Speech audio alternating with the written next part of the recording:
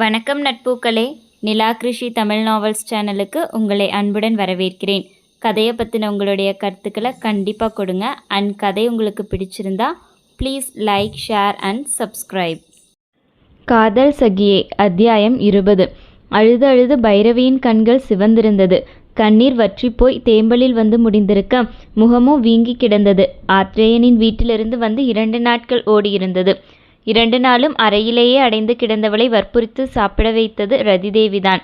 வெளியே பால்காரரின் குரல் கேட்க பாத்திரத்தை எடுத்துக்கொண்டு வெளியே வந்தார் ரதிதேவி. பால்காரர் பால் ஊற்றிவிட்டு அகன்றுவிட பக்கத்து வீட்டு பெண்மணி வாய் வளர்த்தார். என்னக்கா, பைரவி 2 நாளாக காலேஜ்க்கு போகல போல? பக்கத்து வீட்டில் நடப்பதை தெரிந்து கொள்ள வேண்டும் என்ற ஆர்வம் அவர் குரலில் மின்னியது. ஆமா ரோஜா, அவளுக்கு கொஞ்சம் உடம்பு சரியில்லை. பட்டும் படாமலும் பதிலளிக்க, என்னாச்சுக்கா, காய்ச்சலா? ஏன் கேட்கிறேன்னா, நேற்று முழுக்க வாந்தி எடுக்கிற சத்தம் கேட்டுட்டே இருந்துச்சு. பார்த்துக்கோங்க, இப்போ வர காய்ச்சலுக்கு வாந்தி வந்தால் பிளட் டெஸ்ட் பண்ணி பார்க்கணுமாம். அந்த பெண்மணி போலி அக்கறையுடன் நீட்டி முழக்கி கொண்டிருக்க, நான் பார்த்துக்கிறேன் ரோஜா, அவசரமாக உரைத்துவிட்டு பால் பாத்திரத்துடன் உள்ளே நுழைந்து விட்டார் ரதிதேவி. சிறியவளின் வயிற்றில் வளரும் கரு அவர் மனதை கலக்கியது. வெறும் 19 வயது சிறு பெண். அவளால் எப்படி ஒரு குழந்தையை சுமந்து பெற்றெடுக்க முடியும்? அதுவும் படித்து கொண்டிருக்கிறாள். இன்னும் திருமணம் ஆகவில்லை. முறை தவறிய உறவில் வந்த குழந்தை.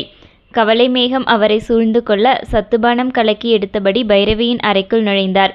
குடலை வெளியே வந்துவிடும் அளவிற்கு ஓங்கரித்து வாந்தி எடுத்து கொண்டிருந்தாள் பைரவி. பைரவிமா! டம்ளரை கட்டிலின் மேல் வைத்தவர் ஓடிச் சென்று அவளது தலையை இதமாக பிடித்து கொண்டார். வாந்தி வந்ததோ என்னவோ, சத்தமும் பிரட்டலும் அதிகமாகவே வந்தது. முடியல அத்தை. ஓய்ந்து போய் கண்ணீருடன் குளியலறை கதவில் சாய்ந்தவளை தாங்கி பிடித்து கூட்டி வந்து கட்டிலில் அமர்த்தினார். கொஞ்சம் இந்த சத்துமாவு கஞ்சியை குடிச்சிட்டுமா? உடம்புக்கு அப்பதான் தெம்பா இருக்கும். வேண்டாம் அத்தை, வாசனையே குமட்டல் வர்ற மாதிரி இருக்குது. மனம் சரியாக இருக்கும்போதே மசக்கையை எதிர்கொள்வது மலையை முறிக்கும் வேலைதான். இங்கு மனம் முழுக்க கவலை அப்பி இருக்க மசக்கையோ அதற்கு மேல் பாடாய்ப்படுத்தியது. வாந்தி வந்தாலும் பரவாயில்ல, குடிச்சிட்டு பண்ணு. இன்னைக்கு டாக்டர் கிட்ட போய் செக்கப் பண்ணிட்டு வந்துடலாம். எப்படியோ அதையும் இதையும் கூறி அவளை குடிக்க வைத்து விட்டார்.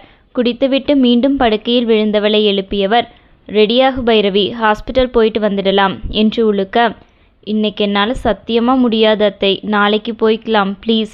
விழிகள் செருக படுத்தே விட்டாள். கடவுளே, இவ எப்படித்தான் புள்ளையை பெத்து எடுக்க போறான்னு தெரியலையே. புலம்பியபடி அவளுக்கு போர்த்திவிட்டு வெளியே வந்தவருக்கு மனதெல்லாம் பாரமாக இருந்தது.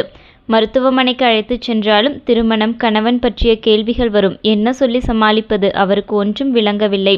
யோசித்து யோசித்து பார்த்தவர் ஆத்ரேயனின் வீட்டிற்கு கிளம்பிவிட்டார்.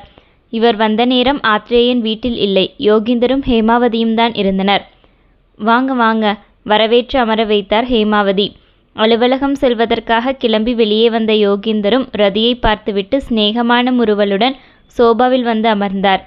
பைரவி எப்படி இருக்கா? ஹேமாவதி வினவ, பரவாயில்லை, பாவம் வாந்திதான் படுத்துது. சங்கடமான புன்னகையுடன் பதில் கூறினார் ரதிதேவி. கல்யாணத்தை பற்றி ஆத்ரேயன் கிட்ட பேசுனீங்களா? தம்பியுடைய கோபம் எனக்கு புரியுது. ஆனால் அவ சின்ன பொண்ணு. அவ வாழ்க்கை இப்படியே கருகிடக்கூடாது. பேசிக்கொண்டிருக்கும் போதே அவர் விழிகளிலிருந்து 2 சொட்டு கண்ணீர் வழிந்து விழுந்துவிட, எதிரே அமர்ந்திருந்த ஹேமாவதி எழுந்து சென்று அவர் அருகே அமர்ந்து ஆதரவாய் கரத்தை பற்றி கொண்டார். எப்போ ஆத்ரேயன் பைரவியை காதலிக்கிறேன்னு சொன்னானோ அப்ப இருந்தே பைரவி எங்க வீட்டு பொண்ணுதான். அவ வயிற்றுல வளர்றது எங்க வீட்டு வாரிசு. அப்படியே விட்டுற மாட்டோம். ஆத்ரேயனுடைய கோபம் குறைஞ்ச உடனே பேசலாம்னு நினைச்சிட்டு இருந்தோம் என்றார் ஹேமாவதி. ஆனால் அவ வயிற்றுல வளர்ற குழந்தை அது வரைக்கும் காத்திருக்குமான்னு தெரியல. இப்பவே அக்கம் பக்கத்துல ஏன் பைரவி காலேஜ் போகலேன்னு கேட்க ஆரம்பிச்சிட்டாங்க. எப்படி சமாளிக்க போறேனோன்னு தெரியல. புலம்பியவரின் வேதனையை ஒரு தாயாய் ஹேமாவதியால் புரிந்து கொள்ள முடிந்தது. எனக்கு புரியுதுங்க ரதி. இன்னைக்கே நாங்கள் ஆத்ரேயன் கிட்ட பேசுகிறோம். அப்புறம் பைரவியை எப்பவும் போல காலேஜ்க்கு போக சொல்லுங்க. இதனால் அவளுடைய படிப்பு நின்றுடக்கூடாது என்றார் ஹேமாவதி.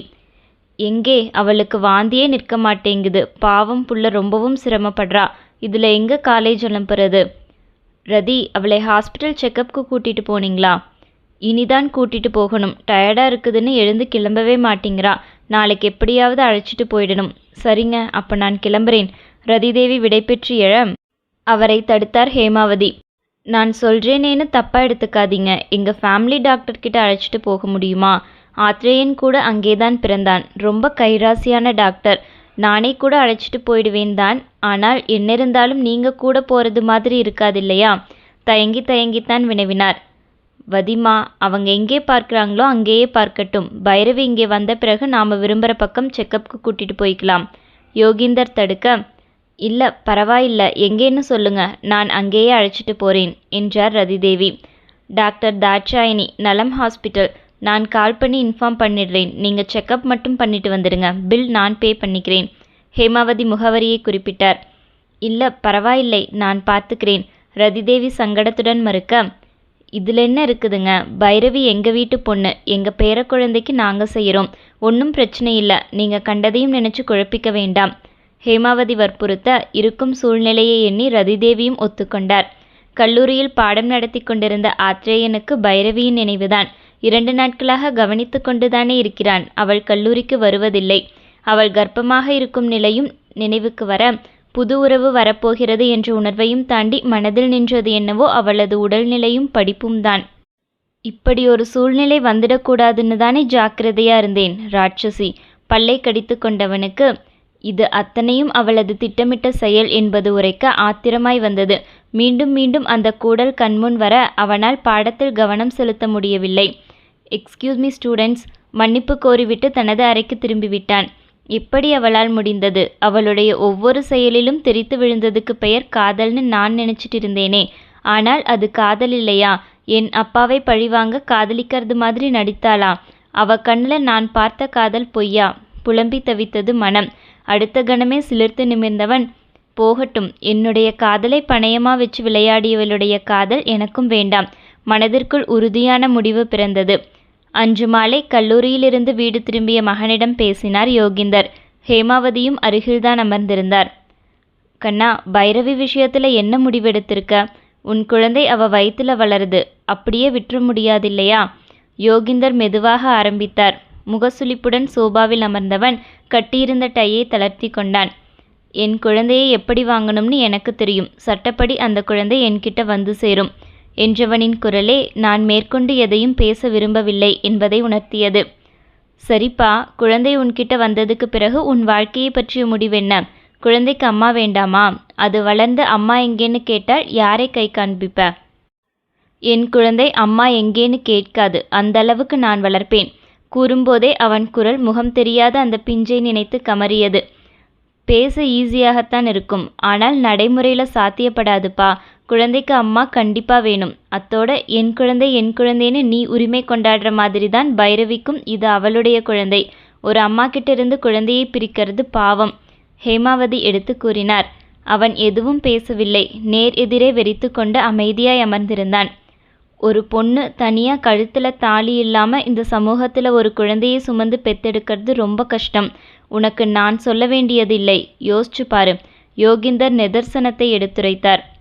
உங்க எல்லோருக்கும் அதுதான் பிரச்சனைனா பைரவியை இங்கே கூட்டிட்டு வந்து வச்சு பார்த்துக்கோங்க. அவ வயிற்றுல வளர்ற குழந்தைக்கு அப்பாவா நான் இருப்பேன். ஆனால் அவளுக்கு கணவனா நான் இருக்க மாட்டேன், உறுதியாக கூறியவன் எழுந்து செல்ல, கண்ணா, யோகீந்தர் எதுவோ பேச வர நின்று திரும்பி பார்த்தவன், ப்ளீஸ்பா, அம்மாவால் தான் புரிஞ்சுக்க முடியலனா ஒரு ஆணா என்னுடைய உணர்வுகளை உங்களால் புரிஞ்சுக்க முடியலையா? குழந்தை வேணுங்கிறதுக்காக என்னை, என் காதலை யூஸ் பண்ணி இருக்கிறாள்ப்பா. என்னால் எப்படி அவளை மன்னிக்க முடியும்? ப்ளீஸ், கல்யாணம்ங்கிற வார்த்தையை என்கிட்ட எடுக்காதீங்க. சிவந்த கண்களை அவன் வழியை கூற இருவராலும் அதற்கு மேல் பேச முடியவில்லை. இறுக்கத்துடன் மாடியேறி சென்றவனை கவலையுடன் பார்த்தனர் பெற்றவர்கள். அடுத்த நாளே பைரவியை அழைத்து கொண்டு மருத்துவமனைக்கு சென்று விட்டார் ரதிதேவி. இவ்வளவு பெரிய ஹாஸ்பிட்டல், நம்மளால் ஃபீஸ் கட்ட முடியுமா அத்தை? கவலையுடன் அத்தையிடம் வினவினாள் பைரவி. உன் அத்தை ஹேமாவதி தான் இங்கே அழைச்சிட்டு போக சொன்னாங்க. அவங்க ஃபேமிலி டாக்டராம். அவர் கூற அவள் அமைதியாகிவிட்டாள். அங்கிருந்த நர்ஸிடம் சென்று விபரத்தை கூற, ஆமாம், ஹேமாவதி மேடம் ஃபோன் பண்ணியிருந்தாங்க. இங்கே உட்காருங்க, இதோ வந்துடுறேன். அவர்களை அங்கிருந்த நாற்காலியில் அமர வைத்துவிட்டு உள்ளே சென்ற நர்ஸ் ஒரு கோப்புடன் வெளியே வந்தார். பீரியட்ஸ் தள்ளிப்போய் எவ்வளவு நாளாச்சு? ஆரம்பித்தவர் சில கேள்விகளை கேட்க அனைத்திற்கும் பதில் சொன்னவளால் அவரது ஒரு கேள்விக்கு மட்டும் பதில் சொல்ல முடியவில்லை. உங்கள் ஹஸ்பண்ட் நேம் என்ன? கணவன் என்ற வார்த்தையில் திக்பிரமை பிடித்தவளாய் அவள் ஸ்தம்பித்து அமர்ந்து விட்டாள். தொடரும்.